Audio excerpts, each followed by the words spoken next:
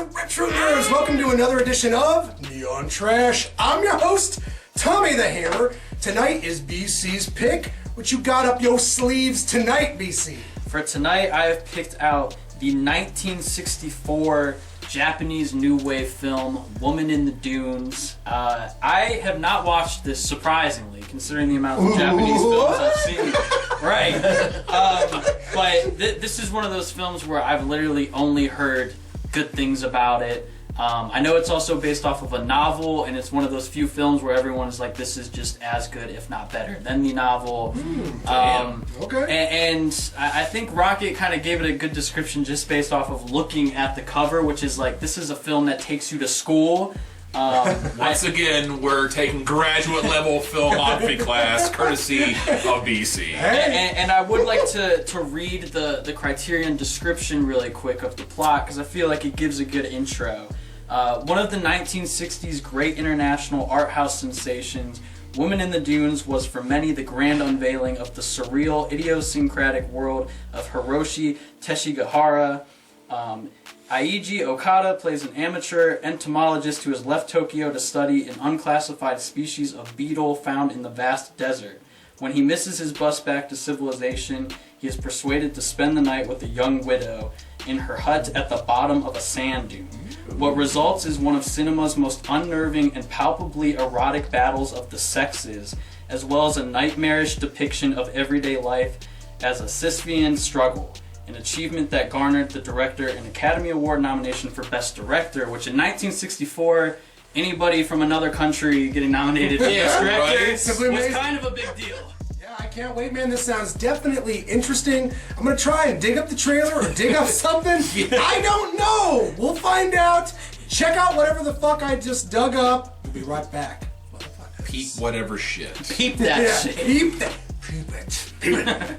What the fuck did we just tell you? Peep that shit! Stop watching! Are you fucking giving Find me the shit and peep it! Got it, dude!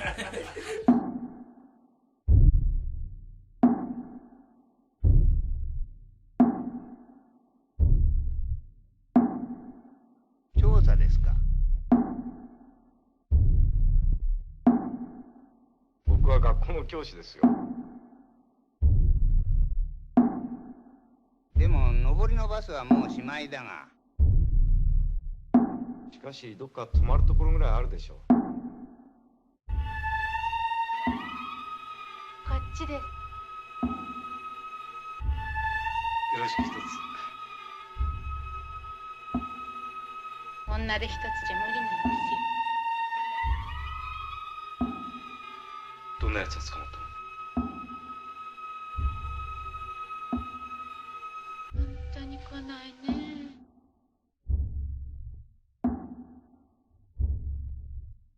彼氏には嫌だぞ。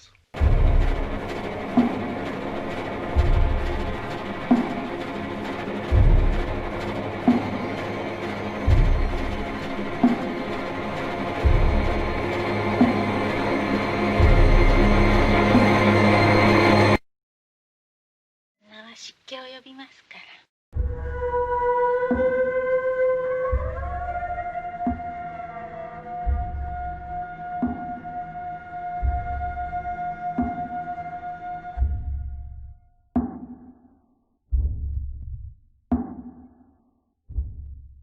Okay, so we just got done watching the movie Woman in the Dunes.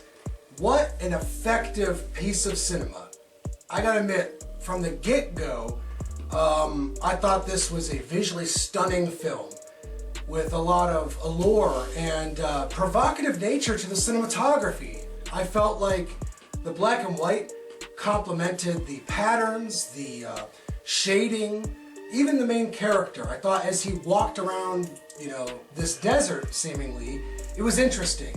And then he approached the sea, and you got all this interesting imagery of water and light refraction and all sorts of contrast. But as the movie went on, it was apparent that this was kind of a Hitchcockian suspense film of sorts. I found myself relating to this main character. I was drawn into him. I thought he was likable, and I wanted to see him succeed. At first I was like, you know, if this director doesn't nail my expectations, I'm gonna hold him accountable for some. Seriously, yeah. I was sat there with arms crossed, and I'm like, I've got expectations.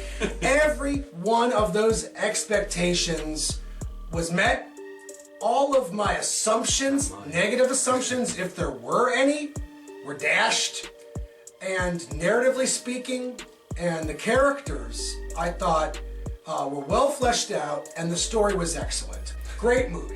What about you, Matt? How did you feel about this movie? Oh man, that's an exasperated sigh. Yeah. It's definitely a slow burner. Very good scenery, cinematography. Right when I started watching this, I'm like, okay, what am I getting into now? After it started, and I'm like, oh god, wow, okay, a lot going on, lots of layers, lots of like questions. Then Tommy over here saying, oh, what's this going on? Oh, maybe this is going to happen. Oh, I'm be so mad. Ugh. I was talking about it. I was like a percolating coffee pot in the corner. Definitely pulls you in, even though it does it slowly. So that's all I'll say about that one. Amen. Yeah. Keep it quick. Unlike the movie. You have subjected us to this. You had some idea of what was going on here, right? Did you have any idea what we were getting into? Well, remember, he didn't see this movie before. So I True, did go into this blind, other than the trailer, which shout out to McCruskey, because one random day, probably about 2 a.m. when only me and him were awake and we're still at Tom's, he's like, Ben, you like Japanese movies, right? And I'm like, yeah. And he's like, check out this trailer. And I saw this trailer, and you know, I put it. Sounds very dubious. Yeah, and I put it in the back of my mind, and then I became, you know, a Criterion collector, and of course I see this movie, and I'm like, I love Japanese movies. I trust Adam's opinion. We have very similar taste in that regard. So I picked it up, and I've been waiting for the right moment to watch it. And I knew Tom would love this, and it being his birthday, I had faith that this would be at least an interesting choice. So I went with it. Interesting. And I mean, for me, it was totally in my wheelhouse. But that doesn't mean like it doesn't mean it's not challenging. This is a challenging film.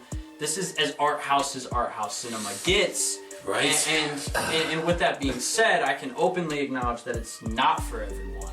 And these are the types of movies where like you either have to watch more art house movies, which is once again a challenge, or like it can benefit from a rewatch because you understand some of the more prominent themes of the film.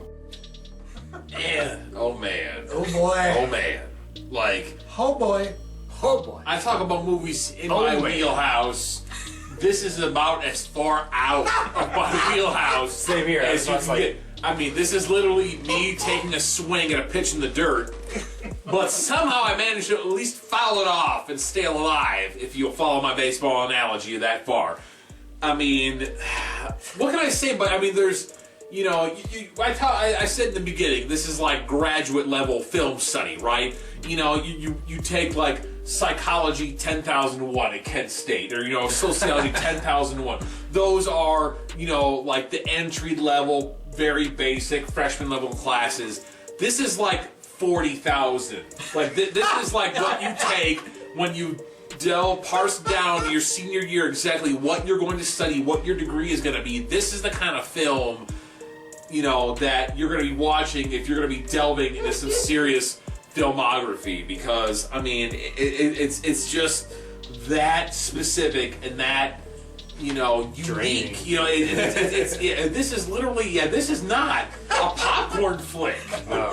No, you're not going and seeing this at the drive-in to make out with your girl. You know, And if you do, like, you got props. Yeah, don't do that. I mean, if your girl's into it, you found the one, right?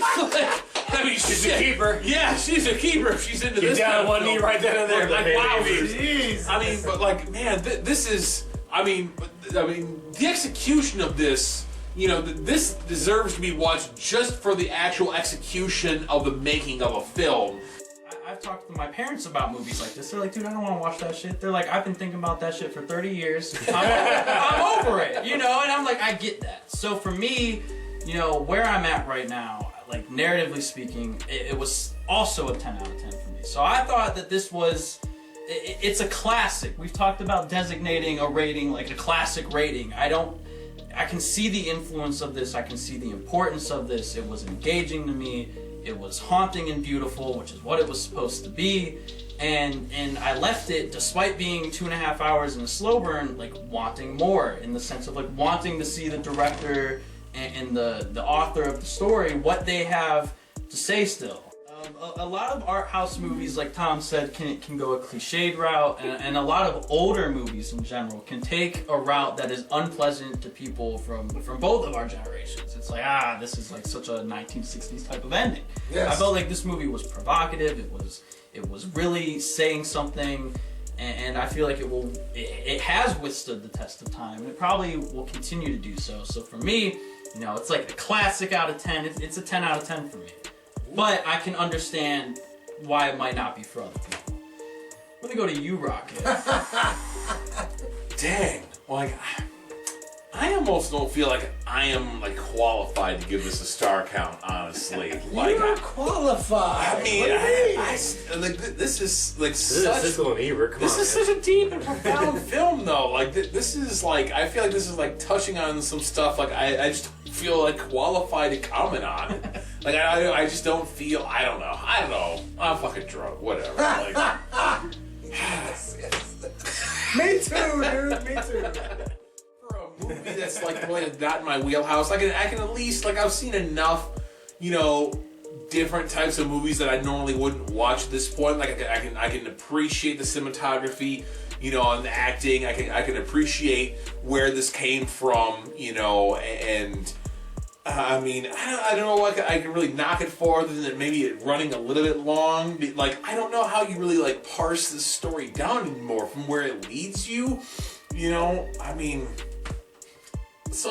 if I can't knock it for anything, I can't give it anything less than 10 stars. Oh my god! Damn! Dude! Hayes, what do you think, man? Mr. Winks! Well, hate to be like, the Debbie Downer, but it was a slow burn. I mean, I did like the music, the eeriness to it. I did like, the scenery, storyline was very interesting, but it just wasn't one of my type of movies. But I'm glad I did watch it to see what I'm like, what I'm really into though. Nice. So I'll just give it about a solid 7.5. Oh, that's not bad, dude. That's Fair. pretty fair. But Very fair. definitely want to watch this again. I mean, there's Once is enough. Sometimes you have to watch Yeah. something you don't like in order to really realize what to you appreciate do other like. things. Yeah, Yes. right? This is definitely one of those. I mean, it's just one of those movies. You're just like, yeah, okay. Tommy boy. Tommy. Birthday boy. Birthday boy. Yeah, birthday boy. Almost Your 40 wheelhouse. years old. I've seen a lot of fucking movies in my day. This is another one I could chalk up that I've seen, and I gotta say, Woman in the Dunes is a great movie. John, you brought up a good point. I was highly scrutinizing this movie as I was watching it. This movie. There's a reason for it. I mean, I've seen a lot of suspense films. I've seen a lot of horror movies. I've seen a lot of cult films. Seen a lot of art house black and white movies, and I know the avenues they may take. And I'm not saying that it's predictable or cliched or something like that, but I just know the limitations of a director or maybe cinematographer or someone that's writing the narrative to a film. So I can't help it but watch a movie and go, I know where this is going. I know what this director's trying to do. I know what this actor's trying to accomplish. I can't help it. So I've got high expectations when it comes down to a movie such as this. And I kind of classify this in the same category as lightly Cool Hand Luke, meets art house, black and white, David Lynchian. There is an imprisonment element Yeah, to it. Alfred That we see. Hitchcock. Yeah. Definitely Hitchcock. You've got this movie about a guy that's led into a sandpit with a girl that had presumably been in the sandpit for many years before him. And that's it. It's 2.5 hours of two motherfuckers, sad as fuck, having sandy, depressed sex as they slowly die for 2.5 hours. That's it. If that does not sound like something that you want to do with this film, then move the fuck on. I'm good. But if that does sound like something that you want to dive into, and you do want to revel in this kind of weird realism, because that's all it is. It's realistic. People have died this way. People have been ripped from their mother's hands, ripped from their villages, ripped from contemporary society, and put into slave labor, sex labor, whatever reason. So it's horrifying. This is the epitome of horror. This is the epitome of suspense. And this is a movie, as we've said before. I can only give this 10 out of 10. Oh. Boom. So with that being said, guys, Woman in the Dunes is definitely a provocative film that won over pretty much all of us. Even though Matt gave it the less star count, it didn't mean he hated it. It's just not really for him, and that's the takeaway. That's the takeaway. Right? Yeah. This is certainly not for everyone. Like, I would almost challenge any viewers out there. Like, if you think you're a serious cinephile, is that a cinephile? Cinephile. If you seriously, if you think you're a movie buff, you think you're about art house, you think you're about independent features, you think you're about black and white movies, watch this film. All right. This is going to, separate the real folks from the fake folks. Yeah. If seriously, if you're Separate the John from the wheelhouse. for real, if you, I don't want to say if you can't get this film, but if you can at least appreciate this film, then okay, not to gatekeep too much here. No, that's a hard one. Seriously, this is a slog. Like, if you're looking for just Netflix and chill with your girl, no, this is not your film. But if you're seriously looking for, man, I want a foreign film, black and white, something bleak, to make me feel uncomfortable, then this is your film.